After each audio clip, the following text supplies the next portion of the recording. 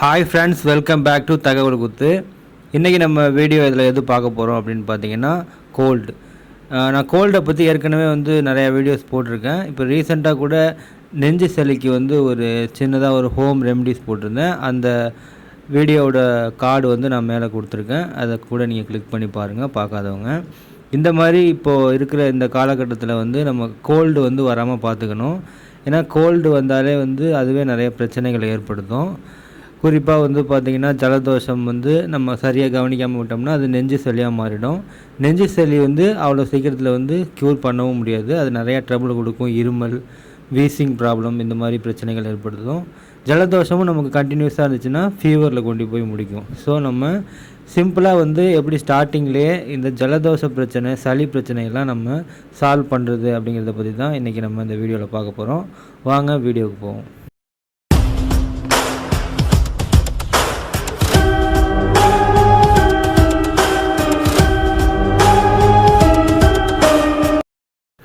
First நம்ம பார்க்க போகிற ரெமெடிக்கு தேவையான பொருட்கள் தேங்காய் எண்ணெய், கற்பூரம். தேங்காய் எண்ணெய் கொஞ்சமாக எடுத்துக்கங்க. கற்பூரம் ஒரு சின்ன கற்பூரத்தில் ஒரு 4 வில்லை எடுத்துக்கங்க. தேங்காய் எண்ணெயை ஸ்டவ்வில் சிம் மோடில் ஹீட் பண்ணிவிட்டு அதில் இந்த சூடத்தை போட்டுட்டு அதை ஸ்டவ்வை ஆஃப் பண்ணிவிடுங்க.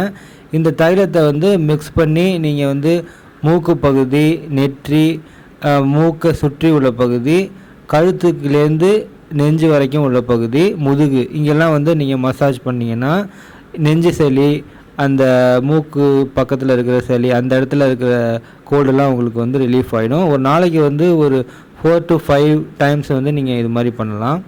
அடுத்ததாக நம்ம பார்க்க போகிற ரெமெடி பார்த்திங்கன்னா துளசி, கற்பூரவள்ளி, வெத்தலை, இது மூணுத்தையும் நல்லா ஒரு தண்ணியில் போட்டு நல்லா கொதிக்க வச்சுருங்க. கொதிக்க வச்சதுக்கப்புறமா அதில் கொஞ்சோண்டு தேன் கலந்துருங்க. தேன் கலந்ததுக்கப்புறமா அதில் கொஞ்சோண்டு மிளகு கலந்துருங்க. இது மூணுத்தையும் கலந்து நீங்கள் நல்லா மிக்ஸ் பண்ணி நீங்கள் குடிச்சிட்டு வர்றது மூலமாகவும் உங்களுக்கு கோல்டுலேருந்து ரிலீஃப் கிடைக்கும். சின்ன குழந்தைங்களாக இருந்தால் மிளகு போடாமல் கொஞ்சமாக மிளகு தூள் சேர்த்துக்கிட்டு நீங்கள் இந்த ட்ரிங்க்கை ஒரு நாளைக்கு அடிக்க தடவை குடிச்சிட்டு வந்தீங்கன்னா உங்களுக்கு கோல்டு பிரச்சனைலேருந்து சால்வ் ஆகும். இதெல்லாம் ரொம்ப சிம்பிளாக இருந்தாலும் இதோட எஃபெக்ட்லாம் நமக்கு ரொம்ப ஜாஸ்தியாக இருக்கும்.